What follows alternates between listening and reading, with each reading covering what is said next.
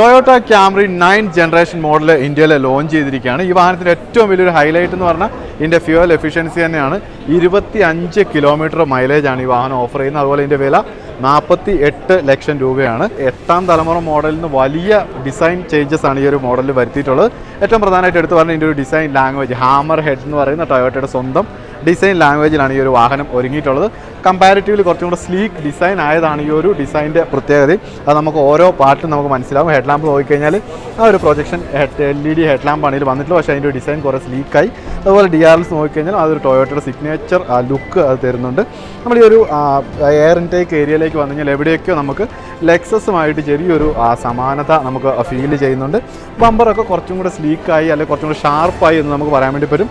ബോണറ്റിലേക്ക് നോക്കിക്കഴിഞ്ഞാലും ആ ഒരു ഡിസൈൻ ശരിക്കും എന്താ പറയുക, ഈ ഒരു ക്രീക്സ് ഒക്കെ കൊടുത്ത് വെൽ ഡിസൈൻഡ് ആയിട്ട് തന്നെയാണ് ആ ഒരു ബോണറ്റും ഡിസൈൻ ചെയ്തിരിക്കുന്നത്.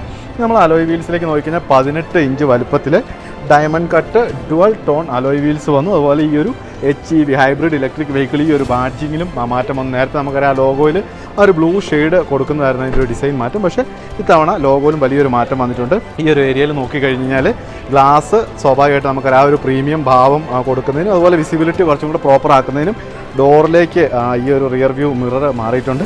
ഇതിൻ്റെ സൈഡിൽ നമുക്ക് ഈ ഒരു ക്യാമറ കാണാൻ വേണ്ടി പറ്റും. നോർമലി നമ്മൾ പറയുന്നത് ADAS ആണ്. ADAS ഫീച്ചർ ആണെങ്കിൽ ടൊയോട്ടയിലേക്ക് വരുമ്പോഴത്തേക്ക് ആ ഒരു പറയുന്നത് ടൊയോട്ടയുടെ സേഫ്റ്റി സെൻസ് 3.0 സുരക്ഷാ ഫീച്ചേഴ്സാണ് പറയുന്നത്.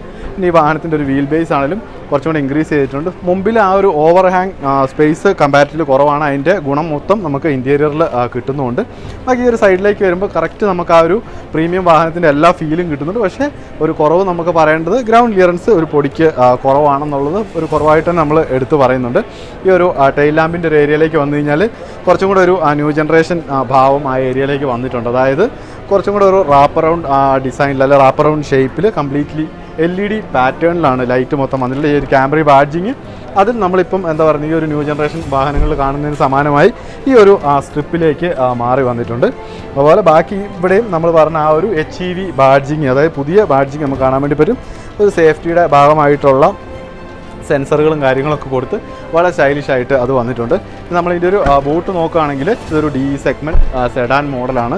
അപ്പോൾ സ്വാഭാവികമായിട്ട് സ്റ്റോറേജ് സ്പേസിന് കുറച്ചും കൂടെ പ്രാധാന്യം കൊടുക്കുന്നുണ്ട്. അത് ഇതിനകത്ത് നമുക്ക് കൃത്യമായിട്ട് കാണാൻ വേണ്ടി പറ്റും.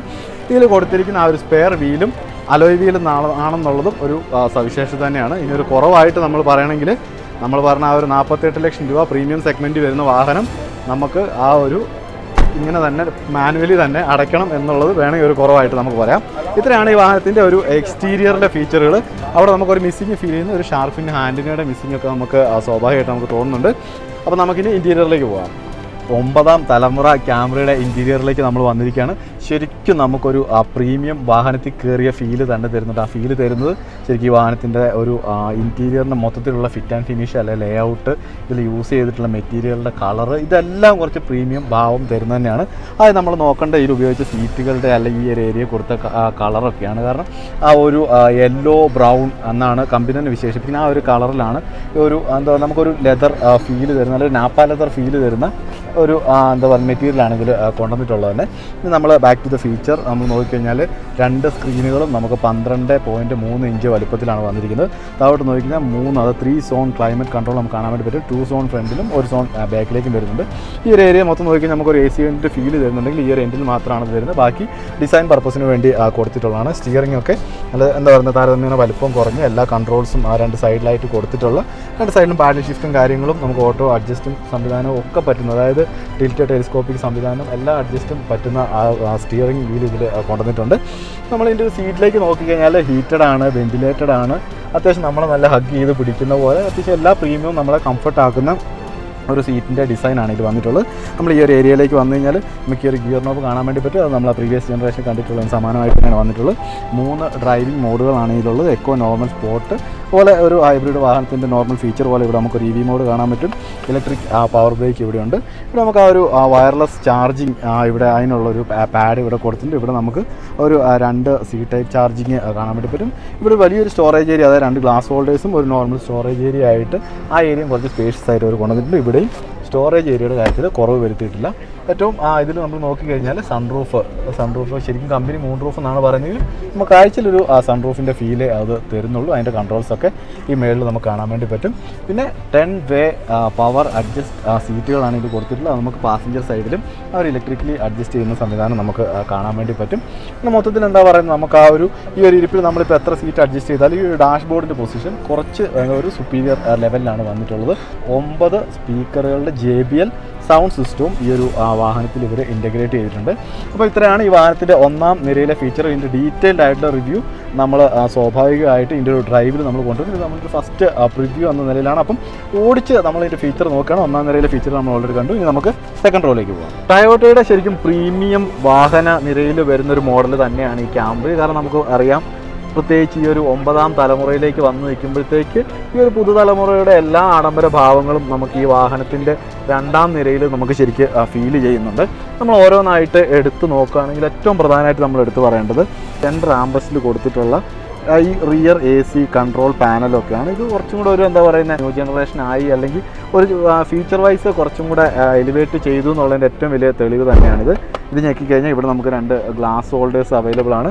ഇത് നമുക്ക് ഇതിൻ്റെ ഒരു ആവശ്യമില്ലെങ്കിൽ ഇത് മടക്കി വെച്ച് കഴിഞ്ഞാൽ 3 പേർക്ക് സുഖസുന്ദരമായിട്ട് ഇരുന്ന് യാത്ര ചെയ്യാനുള്ള സംവിധാനവും ഈ ഒരു വാഹനം ഒരുക്കുന്നുണ്ട്. ഇത് നമ്മൾ ബാക്കി ഇതിൻ്റെ ഒരു കംഫർട്ട് ലെവലിലേക്ക് നമ്മൾ നോക്കിക്കഴിഞ്ഞാൽ ശരിക്കും 2 പേരിരുന്ന് യാത്ര ചെയ്യുകയാണ്. നമുക്ക് വളരെ ലക്ഷറിയസ് ആയിട്ടിരുന്ന് യാത്ര ചെയ്യാൻ പറ്റുന്ന എല്ലാ സംവിധാനങ്ങളും ഈ വാഹനത്തിലുണ്ട്. നമ്മൾ മുമ്പിൽ നമ്മൾ പറഞ്ഞിട്ടുണ്ടായിരുന്നു ആ ഒരു ഓവർ ഹാങ് ഏരിയ കുറവാണെന്ന് നമ്മൾ പറഞ്ഞിട്ടുണ്ട്. അതിൻ്റെ അഡ്വാൻറ്റേജ് എല്ലാം നമുക്ക് ശരിക്കും ഈ ഒരു സെക്കൻഡ് റോയിൽ നമുക്ക് ഫീൽ ചെയ്യുന്നുണ്ട്. കാരണം ആ മുമ്പിലെ ഈ ഒരു ഡ്രൈവിംഗ് സീറ്റ് ഏറ്റവും ബാക്കിലേക്ക് വലിച്ചിട്ടിട്ട് പോലും എത്ര കംഫർട്ടബിളായിട്ട് നമുക്ക് ഇരിക്കാൻ പറ്റുന്നെന്നുള്ളത് ഈ ഒരു എന്താ പറയുക ഈ ഒരു പോസ്റ്ററിൽ നിന്ന് ശരിക്കും നമുക്ക് മനസ്സിലാവും. ഈ ഒരു ഹെഡ് റൂം നോക്കിക്കഴിഞ്ഞാൽ ഈ ഒരു ഏരിയ കുറച്ച് എന്താ പറയുക ഉൾവലിഞ്ഞ് വരുന്നതുകൊണ്ട് തന്നെ എന്താ പറയുക ഹെഡ് റൂമിൻ്റെ കാര്യത്തിൽ യാതൊരു കുറവും വന്നിട്ടില്ല. അതുപോലെ നമ്മൾ ലെഗ് റൂം ഇല്ലേ നമ്മുടെ ഈ ഒരു എന്താ പറയുക നമ്മുടെ തൈ സപ്പോർട്ടും കാര്യങ്ങളൊക്കെ നോക്കിക്കഴിഞ്ഞാൽ നമ്മൾ അത്യാവശ്യം റിലാക്സ് പൊസിഷനിൽ നിന്ന് യാത്ര ചെയ്യുകയാണെങ്കിൽ ആവശ്യത്തിന് തൈ സപ്പോർട്ടും കാര്യങ്ങളൊക്കെ കിട്ടുന്നുണ്ട്. അല്ലാത്തതിൽ ചെറുതായിട്ട് ലാക്ക് ചെയ്യുന്നത് നമുക്ക് ഈ ഒരു ഏരിയ നമുക്ക് കാണുമ്പോൾ മനസ്സിലാവും. പിന്നെ ബാക്കി ഇതിൻ്റെ സൈഡ് ബോൾസ്റ്റേഴ്സും കാര്യങ്ങളൊക്കെ നമ്മൾ നോക്കിക്കഴിഞ്ഞാൽ വളരെ സപ്പോർട്ട് ചെയ്യുന്ന രീതിയിലാണ് വന്നിട്ടുള്ളത്. നമ്മൾ ഈ ഒരു ഏരിയ കണ്ടു കഴിഞ്ഞാൽ മനസ്സിലാവും. സീറ്റിൻ്റെ കുഷനിങ്ങിൻ്റെ പുറമെ ഈ ഒരു പില്ലറിലേക്കും കൂടെ കുറച്ച് കയറി നിൽക്കുന്ന രീതിയിലാണ് ഇതിൻ്റെ ഒരു സൈഡ് കുഷനിങ്ങും കാര്യങ്ങളൊക്കെ കൊടുത്തിരിക്കുന്നത്. അതുപോലെ നമുക്ക് അഡ്ജസ്റ്റ് ചെയ്യാൻ പറ്റുന്ന ഹെഡ് റെസ്റ്റും കാര്യങ്ങളൊക്കെ ഇവിടെ വരുന്നുണ്ട്. ഇവിടെ റീഡിംഗ് ലൈറ്റും ഒക്കെ നമുക്ക് കൃത്യമായിട്ട് കാണാൻ വേണ്ടി പറ്റും. ഇനി നമ്മൾ റിയറിലെ ബാക്കി ഫീച്ചേഴ്സിലേക്ക് വന്നു കഴിഞ്ഞാൽ 2 AC വെൻറ്റുകൾ നമുക്കിവിടെ കാണാൻ വേണ്ടി പറ്റും.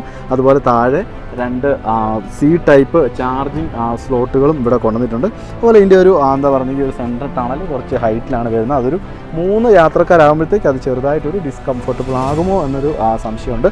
2 സീറ്റിൽ പോക്കറ്റ് ഉണ്ട്. പിന്നെ ഏറ്റവും വലിയൊരു ഹൈലൈറ്റ് നമ്മൾ മറ്റു വാഹനങ്ങളിലൊക്കെ നമ്മൾ പറഞ്ഞിട്ടുള്ള ഒരു ബോസ് ഫംഗ്ഷൻ സീറ്റിൽ കൊടുത്തിട്ടുണ്ട്. കാരണം നമുക്ക് ഈ സീറ്റ് ഇവിടെ ഇരുന്ന് തന്നെ അതായത് പാസഞ്ചറിന് തന്നെ ഇത് മുമ്പിലേക്ക് മൂവ് ചെയ്യാൻ വേണ്ടി പറ്റും. അതുപോലെ എന്താ പറയുന്നത് ബാക്കിലേക്ക് കൊണ്ടുവരാനും ഈ ഒരു ഒറ്റ ക്ലിക്കിൽ കൂടെ നമുക്ക് സാധിക്കും എന്നുള്ളതാണ്. അപ്പം എന്താ പറയുന്നത് അത്യാവശ്യം ഫീച്ചറുകളും കാര്യങ്ങളൊക്കെ അല്ലെങ്കിൽ ഫീച്ചർ ലോഡഡ് ആയിട്ട് തന്നെയാണ് ഈ ഒരു വാഹനം വന്നിട്ടുള്ളത്. അപ്പം ഇത്രയൊക്കെയാണ് ഈ വാഹനത്തിൻ്റെ ഇൻറ്റീരിയറിലെ ഫീച്ചേഴ്സും കാര്യങ്ങളൊക്കെ. ഇനിയിപ്പോൾ നമ്മൾ ഡീറ്റെയിൽ ആയിട്ട് ഇനി നമ്മൾ നോക്കുന്നത് ഇതിൻ്റെ മെക്കാനിക്കൽ സ്പെക്സ് ആണ്. അത് നമുക്ക് ജസ്റ്റ് പുറത്തിറങ്ങിയിട്ട് നോക്കാം. 9ാം തലമുറയിലേക്ക് വരുമ്പോൾ മെക്കാനിക്കലായിട്ടുള്ള മാറ്റങ്ങളൊന്നും ഈ വാഹനത്തിൽ വരുത്തിയിട്ടില്ല.